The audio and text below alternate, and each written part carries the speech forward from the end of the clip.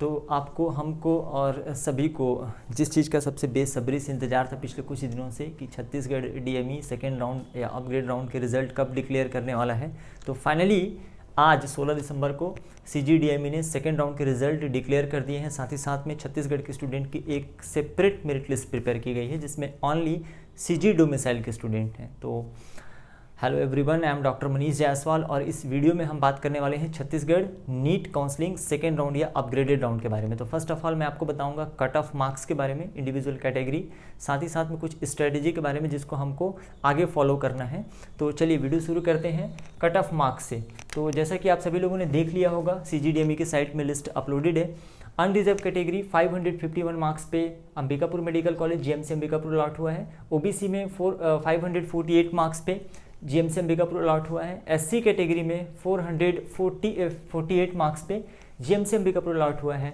ST category में lucky number 333, ठीक है, पे जीएमसी अंबिकापुर अलॉट हुआ है। इसी तरीके से ईडब्ल्यूएस रैंक है इनका 74 और मार्क्स हैं 496, इनको राजनांदगांव मेडिकल कॉलेज अलॉट हुआ है।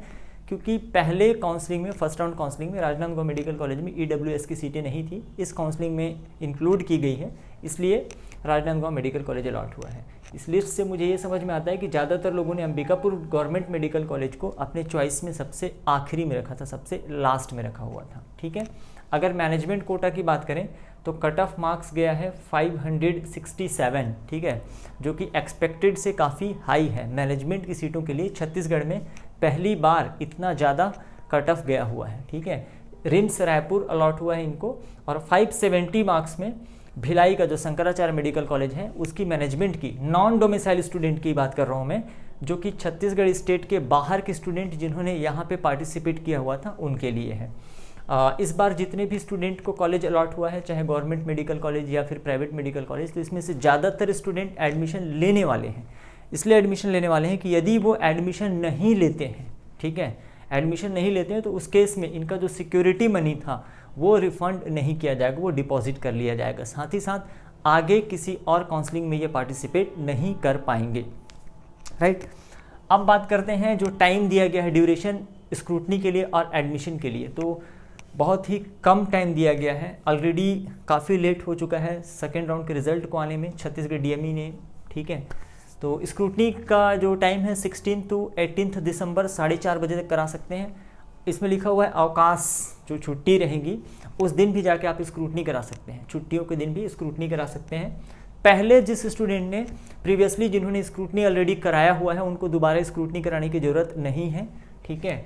जिन्होंने पहले स्क्रूटनी नहीं कराया है उनको स्क्रूटनी कराना है। आपके अलॉटमेंट लेटर में ही स्क्रूटनी सेंटर का भी नाम दिया हुआ है, उसी जगह पे जाके आपको स्क्रूटनी कराना है। सारे डॉक्यूमेंट्स के साथ आपको जाना है, उसको वेरिफिकेशन कराना है, ठीक है। एडमिशन के लिए डेट दिया है 16 से 19 दिसंबर, 16 to 19 दिसंबर, ये भी 4:30 बजे तक आप करा सकते हैं, राइट। तो सेकेंड राउंड का रिजल्ट आ जाने के बाद अगर मैं स्टूडेंट को डिवाइड करूं तो मुझे 4 अलग अलग कैटेगरी के स्टूडेंट दिखाई पड़ते हैं, ठीक है। 4 अलग अलग कैटेगरी के स्टूडेंट मुझे दिखते हैं सेकेंड राउंड के रिजल्ट के बाद। ऐसे स्टूडेंट जिन्हें अभी कोई अलॉटमेंट नहीं मिला है, क्या करना चाहिए इनको, या फिर जिनका अपग्रेड नहीं हुआ है, जिनका अपग्रेड हो गया है, या जिनको फ्रेश अभी नया कॉलेज अलॉट, जिनके लिए तो कहना चाहिए बहुत खुशी की बात है ना, जिनको पहले अलॉटमेंट नहीं मिला था और इस बार सेकेंड राउंड में अलॉटमेंट मिल गया है, क्या करना चाहिए ऐसे स्टूडेंट को, उसके बारे में बात करते हैं। तो सिंपली सबसे पहले बात करते हैं जिनको कोई अलॉटमेंट नहीं मिला है, ठीक है, अभी तक कोई अलॉटमेंट नहीं मिला है, तो निराश होने की ज़रूरत नहीं है, वो इंतज़ार कर सकते हैं मॉपअप राउंड का। कई स्टूडेंट पूछ रहे हैं कि क्या मुझे मॉपअप राउंड का इंतज़ार करना चाहिए? बिल्कुल करना चाहिए। इतने दिनों तक आपने इंतज़ार किया तो 10 दिन और सही, ठीक है। मॉपअप राउंड पे हम एक सेपरेट वीडियो बनाएंगे, ठीक है। फिलहाल मॉपअप राउंड कब होगा, कई लोग ये भी पूछ रहे हैं कि, तो जैसा मैंने आपको बताया कि 19 दिसंबर लास्ट डेट ऑफ एडमिशन है। अगर ये एक्सटेंड नहीं होता है तो जहाँ तक मुझे लगता है कि 1 या 2 दिन इसको पीछे एक्सटेंड किया जाएगा, क्योंकि ऑलरेडी सीजीडीएमई ने काफ़ी लेट करा हुआ है। तो ये थोड़ा जिस तरीके से ये चल रहे हैं तो हम ऐसा एक्सपेक्ट कर सकते हैं कि थोड़ा 1-2 दिन और लेट करेंगे। तो 20 से 21 दिसंबर को लास्ट डेट ऑफ एडमिशन, जब सभी कॉलेजेस में एडमिशन की प्रक्रिया कंप्लीट कर ली जाएगी, उसके बाद ये इन्फॉर्मेशन सीजीडीएमई को भेजेंगे कि सेकेंड राउंड के काउंसलिंग के बाद कितनी सीटें वैकेंट रह जाती हैं। तो जो सीटें वैकेंट रहेंगी वही मॉपअप राउंड के लिए अवेलेबल रहेंगी। तो मैं एक्सपेक्ट करता हूँ 22 के बाद ही, 22 दिसंबर के बाद ही मॉपअप राउंड का नोटिफिकेशन आएगा, ठीक है। मॉपअप राउंड का नोटिफिकेशन 22 दिसंबर के बाद आएगा। तो जिनको कोई अलॉटमेंट नहीं मिला है they can wait for mop up round, ठीक है। ऐसे स्टूडेंट जिन्होंने अपग्रेड के लिए तो डाला था, जिन्हें पहले काउंसलिंग में या फर्स्ट राउंड में अलॉटमेंट मिला हुआ था, उन्होंने अपग्रेड के लिए डाला था, लेकिन उनके चॉइस के कॉलेज में सीट वैकेंट न होने के कारण उनका अपग्रेड नहीं हुआ है। फॉर एग्जांपल, अगर फर्स्ट काउंसलिंग में मुझे सिम्स बिलासपुर मिला तो डेफिनेटली मैं अपग्रेड के लिए डालूंगा तो पंडित जैन मेडिकल कॉलेज रायपुर को डालूंगा, ठीक है। बिलासपुर से कोई ही है ना पीछे अपग्रेड नहीं करेगा, या ठीक है। तो अगर मान लीजिए अपग्रेड नहीं हुआ है, अभी भी अपग्रेडेड लिस्ट में आपका नाम नहीं है, इसका मतलब ये नहीं है कि आपका बिलासपुर मेडिकल कॉलेज से एडमिशन हटा दिया गया, ऐसा बिल्कुल नहीं है। अभी भी आप बिलासपुर मेडिकल कॉलेज में ही हैं। अपग्रेड जिनका नहीं हुआ है उनको कुछ भी करने की आवश्यकता नहीं है, वो अपने पिछले प्रीवियसली अलॉटेड कॉलेज में एज इट इज़ रहेंगे। क्लियर है? कई बच्चे ऐसा पूछ रहे थे कि सर अपग्रेड नहीं हुआ है क्या उनकी अलग से लिस्ट आएगी? तो उनकी अलग से लिस्ट आने की ज़रूरत ही क्या है भाई, आपका पहले जो कॉलेज अलॉट हुआ था आपको उसी कॉलेज में रहना है, कुछ करने की ज़रूरत या आवश्यकता नहीं है, ठीक है। तीसरे कैटेगरी के स्टूडेंट आ जाते हैं मेरे पास जिन्होंने अपग्रेड के लिए डाला हुआ था और उनका अपग्रेड हो गया था, ठीक है, जिनका अपग्रेड हो गया है। मतलब अभी जो सेकंड राउंड की जो लिस्ट आई है, मैंने आपको पहले वीडियो में भी बताया था कि बहुत सारी सीटें वैकेंट होने वाली हैं, बहुत सारी सीटें आने वाली हैं सेकंड राउंड के लिए, और काफ़ी लोगों का अपग्रेड हुआ है। आप पूरे लिस्ट को उठा के देखो, बहुत सारे लोगों का अपग्रेड हुआ है, साथ ही साथ नए लोगों को, बहुत सारे नए लोगों को अलॉटमेंट भी मिला है सेकेंड राउंड में, ठीक है। तो सब्र का फल मीठा होता है ऐसे कहते हैं, पेशेंस जो होता है ना रखा जिन्होंने, अच्छी बात है उनके लिए। तो ऐसे स्टूडेंट जिनका अपग्रेड हो गया है उनको क्या करना है? जिनका भी अपग्रेड हो चुका है उनको अपने नए कॉलेज में जाकर एडमिशन लेना है। कैसे? सपोज एक एग्जांपल से समझते हैं कि पहले मुझे मान लीजिए अंबिकापुर मेडिकल कॉलेज मिला था, ठीक है, अंबिकापुर पहले काउंसलिंग में, और मेरा अपग्रेड होके शिफ्ट हो गया रायगढ़। सपोज कर रहा हूँ ना, ऐसा जरूरी नहीं है कि रायगढ़ ही हो, रायगढ़ हो। अब मुझे क्या करना चाहिए? तो सबसे पहले मुझे अंबिकापुर मेडिकल कॉलेज से अपने डॉक्यूमेंट्स निकालने होंगे, ठीक है, एज सून एज पॉसिबल, क्योंकि आपके पास समय कम है। सारी प्रक्रिया आपको दोबारा स्क्रूटनी कराने की ज़रूरत नहीं है। होप सो आपको मेडिकल सर्टिफिकेट वगैरह बनाने की भी ज़रूरत नहीं पड़नी चाहिए, ठीक है। तो अंबिकापुर मेडिकल कॉलेज से एडमिशन निकाल के मुझे रायगढ़ मेडिकल कॉलेज में एडमिशन लेना होगा। अब जो फीस का मैटर आता है, इसमें मेंशन है कि 10% डिडक्ट करके बाकी फीस आपको रिफंड कर दी जाएगी, लेकिन ये लास्ट ईयर तक मैं बता रहा हूँ कि इमीडिएटली रिफंड नहीं करते। मतलब अंबिकापुर मेडिकल कॉलेज वाले या कोई भी तुरंत डीडी आपका रिफंड नहीं होता, तो परेशान होने की ज़रूरत नहीं है। आप नए मेडिकल कॉलेज के लिए दूसरा डीडी बनवा लीजिए।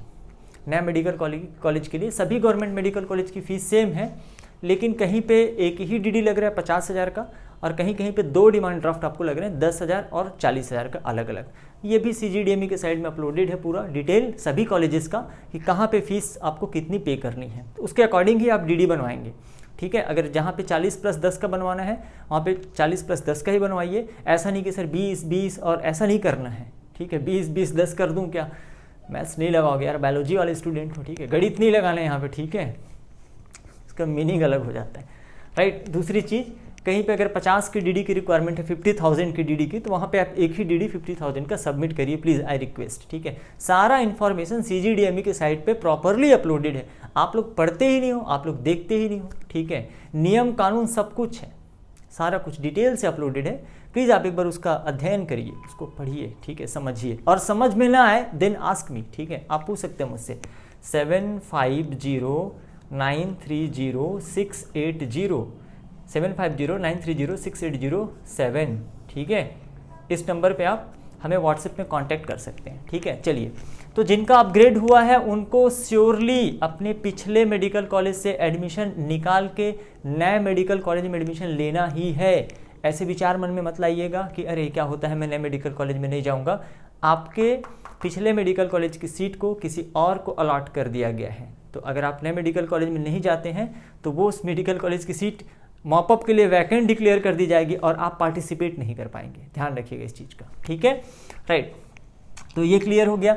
नाउ ऐसे स्टूडेंट जिनको फ्रेश अलॉटमेंट मिला है सेकेंड राउंड में, मतलब इनका पहले राउंड में कोई अलॉटमेंट नहीं हुआ था, अभी अभी सेकेंड राउंड में इनको मेडिकल कॉलेज अलॉट हुआ है, चाहे वो प्राइवेट की बात करें या फिर गवर्नमेंट मेडिकल कॉलेज की या मैनेजमेंट की सीटों की बात करें।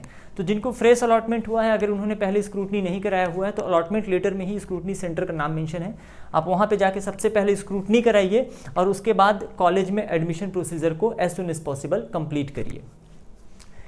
Is it clear? तो जिनको फ्रेश अलॉटमेंट हुआ है वो सारी प्रक्रिया अभी कराएंगे, जिनको पहले से अलॉटेड हो चुका है उनको स्क्रूटनी दोबारा कराने की ज़रूरत नहीं है।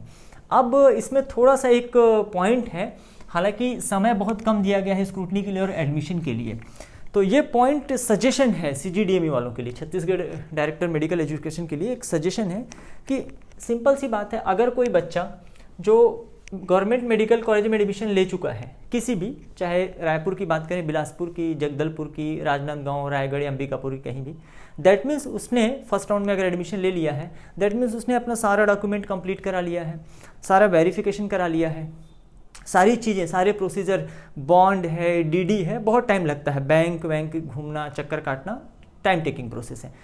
समय को बचाने के लिए ऐसा किया जा सकता था कि उसको पुराने मेडिकल कॉलेज से सिर्फ एक अथॉरिटी लेटर या कुछ समथिंग है ना, एक लेटर लाके नया मेडिकल कॉलेज में डिपॉजिट करना होता, बाकी डॉक्यूमेंट्स वगैरह, फीस वगैरह, ये सारी चीज़ें इंटरनली ट्रांसफ़र की जा सकती थी, ठीक है, इससे टाइम बच जाता।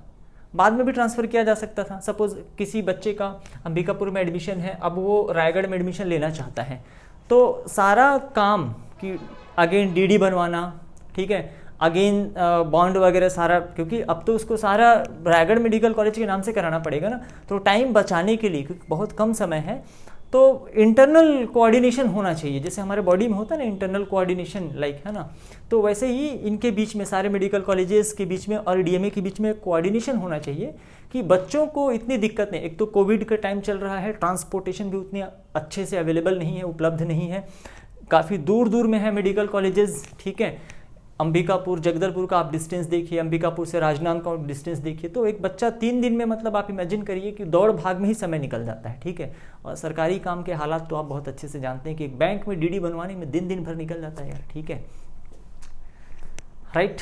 कभी बोलते हैं चेक लेके आओ, कभी बोलते हैं कैश लेके आओ, कभी बोलते हैं ऐसे नहीं बनाएंगे, कभी नहीं बनाएंगे। एनीवे, तो मैं रिक्वेस्ट करूँगा कि थोड़ा सा कोऑपरेटिव होना चाहिए, ठीक है, लाइक, है ना, कि और चीज़ों को जितना सिंप्लीफाइड कर सकें, ठीक है। बच्चे का डॉक्यूमेंट तो गवर्नमेंट मेडिकल कॉलेज में है, सारा कुछ वेरीफाइड हो चुका है, सबका वेरिफिकेशन हो चुका है, और इवन प्राइवेट मेडिकल कॉलेज में भी, ठीक है, वेरिफिकेशन आपने कर लिया है एक बार बहुत अच्छे से, मेडिकल सर्टिफिकेट सबमिट हो गया है, इनकम सर्टिफिकेट सबमिट हो गया, सारी चीज़ें सबमिट होने के बाद उन्होंने आपने फर्स्ट राउंड में एडमिशन दिया है, तो सेकेंड राउंड, अपग्रेडेड राउंड या फर्दर राउंड के लिए डॉक्यूमेंट के चक्कर में बच्चों को मत घुमाइए, ठीक है। बच्चा बार बार भटक रहा है, ये करूँ वो करूँ, ऐसे करूँ ऐसे करूँ, तो चीज़ें, ठीक है। दूसरी, और इन सब चीज़ों को क्लियर भी करिए, बच्चे कंफ्यूज भी हो रहे हैं कि क्या उन्हें, देखिए नोटिफिकेशन आने के बाद CGDME के साइट पे बिल्कुल क्लियर नहीं किया गया, अपग्रेड कर दिया गया, अब बच्चा क्या करेगा, कहाँ जाएगा, किसके पास जाए, किससे मिले, कैसे एडमिशन को, है ना, कुछ चीज़ें क्लियर नहीं किया गया, स्पष्ट करिए आप, ठीक है, क्या मेथड है, क्या प्रोसीजर है, क्योंकि बच्चे से एक छोटी सी गलती हो जाती है, आप उसका एडमिशन निकाल देते हो, बाहर कर देते हो, एडमिशन नहीं देंगे, ठीक है। आपसे इतनी गलतियाँ हो रही हैं जो आप खुद अच्छे से DME आप जान रहे हो, ठीक है, इतने लेट से इतना रिज़ल्ट डिले करना, ठीक है, 10 तारीख को लगभग रिज़ल्ट आना था, ठीक, 10 दिसंबर को, ठीक, ये मेरा गुस्सा नहीं है अगेंस्ट द DME, ठीक है, और फ़र्क भी क्या पड़ता है ना, तो 10 तारीख को रिज़ल्ट आना था, 16 तारीख को रिज़ल्ट आ रहा है, कितना कम समय दिया है आपने, कम से कम 5 से 7 दिन का एक टाइम मिलना चाहिए, ठीक है, राइट। और फिर मॉपअप राउंड में भी यही कंडीशन होने वाला है कि सडन आप बोलोगे कि आप, है ना, कोई बच्चे प्राइवेट मेडिकल कॉलेज में एडमिशन लेना चाहता है, तुरंत आप बोलोगे 10 लाख रुपए अरेंज करो, 15 लाख रुपए अरेंज करो, ये फीस, बैंक गारंटी, ये गारंटी, वो गारंटी, तो थोड़ी दिक्कत होती है। आप समझिए पेरेंट्स की इन दिक्कतों को, बच्चों की इन दिक्कतों को, और मेरा पर्सनल रिक्वेस्ट है, ठीक है। एनीवे, तो मेरे ख्याल से ये पॉइंट्स आप सभी लोगों को क्लियर हैं, ठीक है। आने वाली वीडियोस में हम CG से रिलेटेड, काउंसलिंग के रिलेटेड कुछ और अच्छी बातें करेंगे। तब तक के लिए आप इस चैनल को अगेन आई रिक्वेस्ट कि सब्सक्राइब कर लीजिए, जिनको ज़रूरत है नीडी लोगों के साथ आप इसको शेयर करिए। Thank you for watching, thank you very much.